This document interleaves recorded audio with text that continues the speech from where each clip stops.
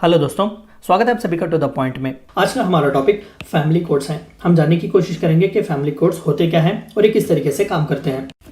सबसे पहले what and why, ये क्यों है और किस लिए काम करते हैं। The family courts act 1984 provides for establishment of family courts by state government in consultation with the high courts with a view to promote conciliation and secure speedy settlements of dispute relating to marriage and family affairs.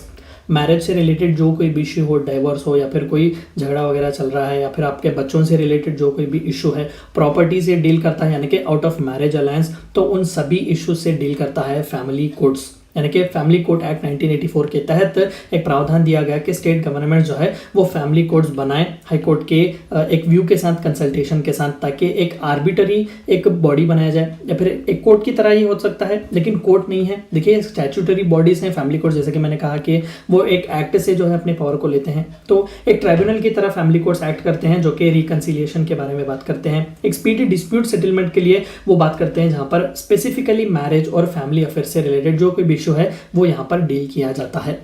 To take cases dealing with family matters away from an intimidating atmosphere of regular courts and ensure that a congenial environment is set up to deal with matters such as marriage, divorce, alimony, child custody, etc. जैसे कि अभी मैंने कहा कि family matters related या फिर marriage related जो कोई भी इशू हो, डाइवोर्स रिलेटेड हो, एलिमनी जो आपको रिसीव की जाती है डाइवोर्स के बाद उसके रिलेटेड हो, चाइल्ड कस्टडी से रिलेटेड हो, एक स्पेसिफिक जुडिशरी से दूर रखना, क्योंकि देखिए फैमिलीज के इश्यूज हैं तो सेपरेट अटेंशन और स्पेशल अटेंशन बहुत ही जरूरी है, बहुत डेलिकेटेड मैटर्स होते हैं। तो इसे मद्देनजर रखते हुए सेंट्रल गवर्नमेंट ने इस फैमिली कोड्स एक्ट को पास किया हुआ था 1984 में। राजीव गांधी जी की सरकार तब थी, तो इसके तहत जो है फैमिली मैटर्स से डील करने के लिए फैमिली कोड्स सेटअप कर सकते हैं।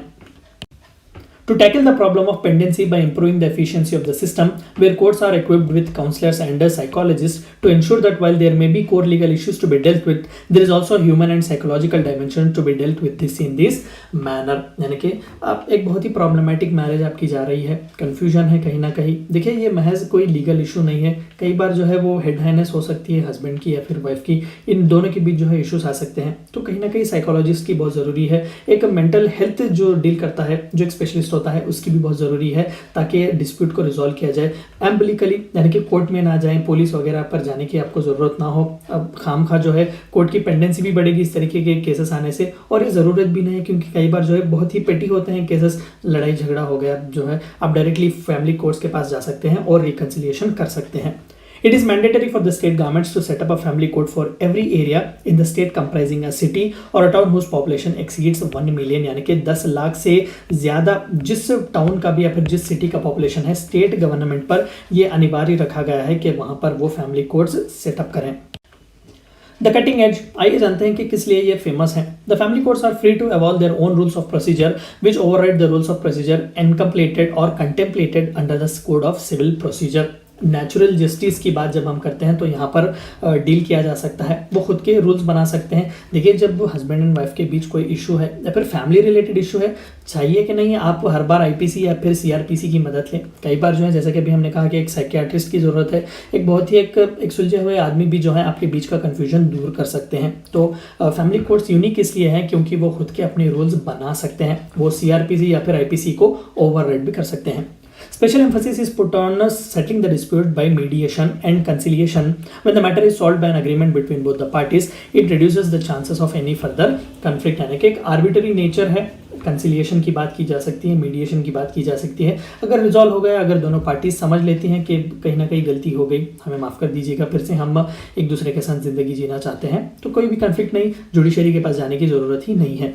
The cases are kept away from trappings of formal legal system which can be very traumatic experience for the families। जब हम लोकल या फिर ऑर्डिनरी कोर्ट्स या फिर जुडिशरी की बात करते हैं तो ज़्यादातर सबसे बड़ा प्रॉब्लम जो है वो पेंडेंसी है, यानी कि इमीडिएटली आपका केस जो है वो हियरिंग के लिए नहीं आता। अगर आ भी जाता है तो इमीडिएटली उसे कहीं ना कहीं किसी दूसरे डेट पर जो है वो डाल दिया जाता है, क्योंकि पहले से ही कई केसेस जो है वो अवेटिंग में होते हैं। तो इस तरीके से पेंडेंसी बढ़ जाती है और ट्रॉमा बढ़ जाता है। और खासकर जब हम फैमिली मैटर्स की बात करते हैं तो ज़रूरी नहीं, देखिए जुडिशरी में जो है आप कोई सिविल या फिर क्रिमिनल इशू लेकर जा सकते हैं, प्रॉपर्टी रिलेटेड इशू जा सकते हैं, लेकिन फैमिली मैटर्स, मैरिज, डाइवोर्स या फिर चाइल्ड की जो कस्टडी है वो आपको जो है ज़रूरत नहीं है कि आप जुडिशरी के पास जाए। तो फैमिली कोर्ट्स इसी के लिए होते हैं। Appointment of experts that is counsellors are professionals are appointed by the court. जैसे कि अभी मैंने कहा कि साइकियाट्रिस्ट की बहुत जरूरी है, तो इस तरीके के अलग अलग प्रोफेशनल्स होते हैं। कई एनजीओज भी काम करते हैं जो इस तरीके से रिकंसिलिएशन में बहुत सालों से होते हैं। The procedures before the family court are first referred to conciliation and only when the conciliation proceeding fail to resolve the issue successfully the matter is taken up by trial by the court. देखिए, सबसे पहले तो किसी एक professional को या फिर जो कोई भी एक अच्छा बंदा है जो समझ सकता है, मीडिएशन कर सकता है, उस फैमिली के पास भेजा जा सकता है। अगर वहाँ पर बातें फेल होती हैं, ट्राई करने के बाद भी फेल होता है, तभी जो है ये फैमिली कोर्ट्स ट्रायल को लेते हैं। डायरेक्टली भी ये एक्सेप्ट नहीं करते, पहले मीडिएशन के लिए बहुत ही इंपॉर्टेंस दिया जाता है। अगर वहाँ पर मीडिएशन फेल होती है, कंसिलिएशन जो फेल होता है, तभी जो है फैमिली कोर्ट्स अपने करीब ट्रायल को लेते हैं। Once the final order is passed, the aggrieved party has an option of filling an appeal before the high court, यानी कि एक सिविल कोर्ट का दर्जा रखता है फैमिली कोर्ट, एक क्वाज़ी जुडिशियल बॉडी की तरह काम करता है। अगर आपको यहाँ पर जजमेंट पसंद नहीं आती तो आप हाई कोर्ट में अपील कर सकते हैं। तो ये थी चंद बातें आपको जाननी थी फैमिली कोर्ट्स के बारे में। Thank you for watching my video.